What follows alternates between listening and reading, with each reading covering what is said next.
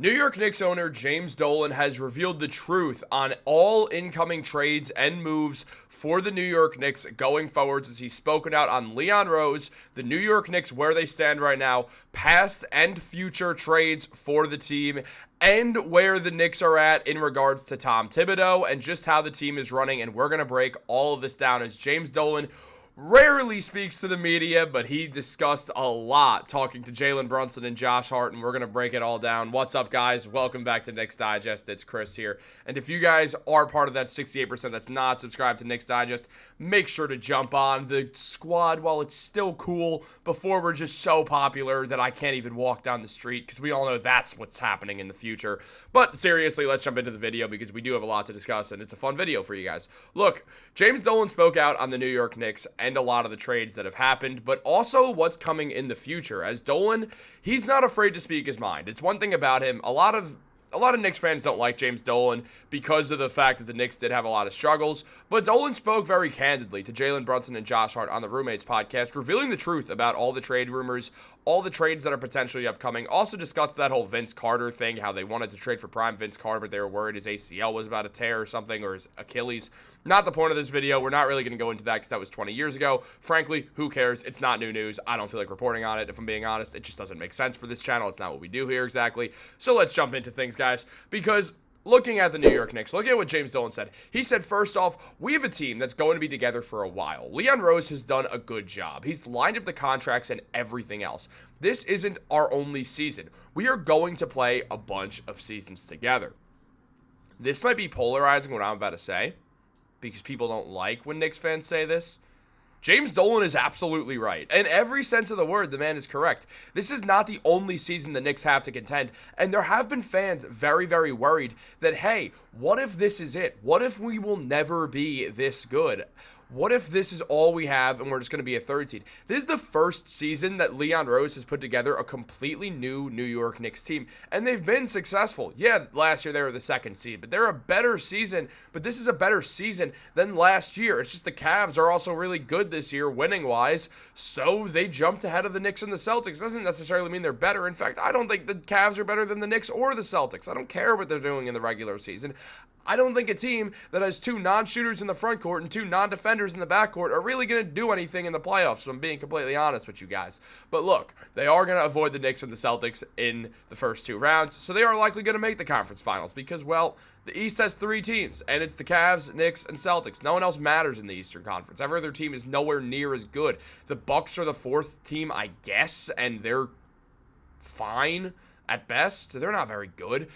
And, well, you look at things here, the Knicks are still building. They're still moving forwards. This team is not a finished product yet. This is an evaluation year for Leon Rose to see what this team needs, and it's clear what this team needs. A bench. It's very obvious that the Knicks are just in dire straits of needing a bench. Let's look at the last game the Knicks played, for example, against the Portland Trail Blazers. This is just a random. I'm not going to recap this game days later, but just looking at the minutes of this game, look, Tom Thibodeau was running a 9-man lineup. He did it. He finally did it. He ran the 9-man rotation that we've all been asking for, with Landry Shamet playing 20 minutes off the bench. And yes, Mikal Bridges, OG Anunoby, Josh Hart, they all, as per usual, played a ton of minutes, all of them going over 40 minutes per game. But at the same time, it was an overtime game. That happens in overtime games. People play 40-plus minutes in overtime all the time. Remember when the Knicks played the Hawks in that 4 overtime game back when Melo was on the team? I want to say that was the 2016 season, I think. No, it was the final year that Melo was on the Knicks. It was the 2016-17 season. It was February of 2017, I believe. And the Knicks went to 4 overtimes against the Paul Millsap Hawks that had Al Horford, Jeff Teague. Kyle Korver might have been traded to the Cavs by then. But they still had the same guys. They still had the usual suspects. Actually, Jeff Teague might have also been gone to the Minnesota Timberwolves by then, actually. He probably was. It was probably Dennis Schroeder. But regardless, Paul Millsap was there. Paul Millsap played 60 minutes that game, and that was a 4 overtime game. That's what would have happened had the Knicks played 4 overtimes. They probably would have had a guy, probably Mikal, or Josh Hart, playing 60 minutes, like Paul Millsap did that game. That's what happens in overtime. Teams play more minutes.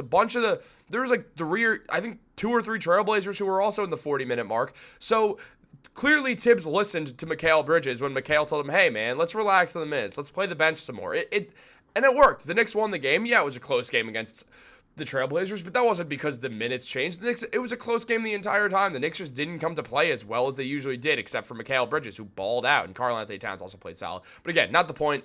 Essentially, what we're seeing is a New York Knicks team where you look at this starting lineup, and yes, Jalen Brunson's not here, and they did go to a 9-man rotation anyway, which you love to see. And the bench is not great. We're not going to sit here and pretend like it is. Mitchell Robinson's a starting level player coming off the bench while he still ramps up, and mostly because the Knicks like their 5-out starting lineup, given Josh Hart is getting Ben Simmons treatment, and something's got to change with that, or it's just going to become problematic come the playoffs.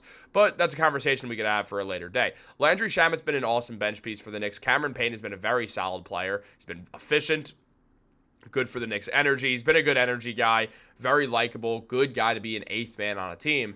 Mitchell Robinson's good. Precious Achiuwa, good 8th, 9th man as well. Landry Shamet's like a good 7th man. What are the Knicks missing? A true 6th man.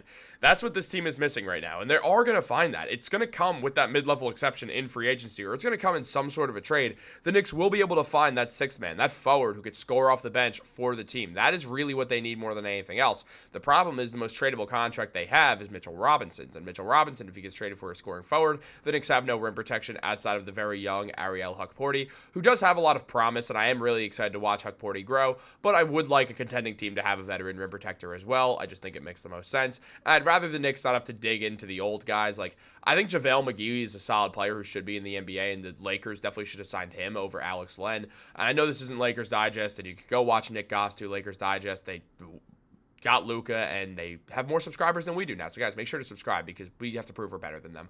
But that's not the point. The point is, the New York Knicks, they are using their bench more, but it's still not a very good bench. There's no way around it, and it makes some sense why Tom Thibodeau is not playing the Knicks bench a ton. It's just not that good. It's really not. And James Dolan, who said that about Leon Rose, is absolutely correct, but it's not all he said. He also said that it's all Leon, and that he is not the architect. James Dolan said that he's not the architect of the team.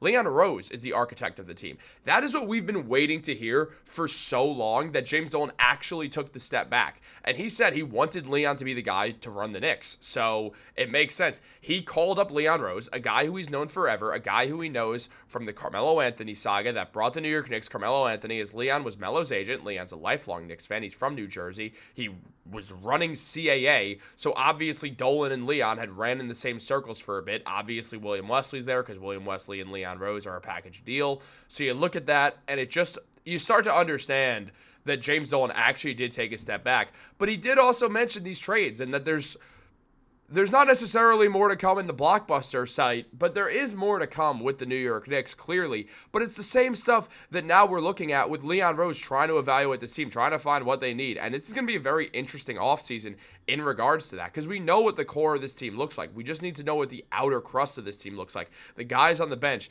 The Knicks had such a good bench last year, and now they don't. And that's because of the trades that they made. It thinned out the bench. There's no two ways around it.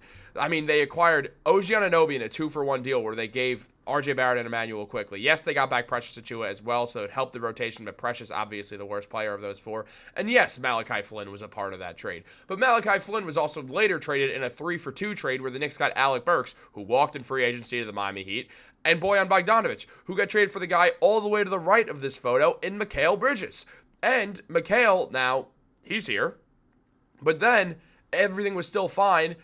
Then the Knicks traded Julius and DiVincenzo for Karl-Anthony Towns, another 2-for-1 trade. All of a sudden, we saw a 2-for-1 trade, a 3-for-2 trade, and then another 2-for-1 trade, and all of them led to the New York Knicks being better, but it did lead to thinning out the bench, something the New York Knicks are going to have to figure out. Now, Dolan did talk about hiring Leon Rose, and he's like, I'm going to get Leon Rose to run the Knicks. The conversation was short. He was ready. I talked to Wes first. Those two are like a pair. Called back an hour later. Let's do this. So clearly what happened was James Dolan wanted Leon Rose to run the Knicks, and that absolutely awesome fella on the left side right there took over, and we have not looked back since. And guys, I truly think there's more to come. I do think we're going to see the Knicks make some minor trades over the offseason. I could see Mitchell Robinson likely getting moved. He's the most movable contract left. Leon Rose did not bring him onto the team. He's the one guy to stick around through the Steve Mills era who's still here. I could see Mitch getting moved. It all depends on how the season and how the playoffs finish out. So we will see how that goes, and we will report on all of it. So make sure you subscribe to Knicks Digest, like this video, turn on post notifications. Have a great day, and go Knicks.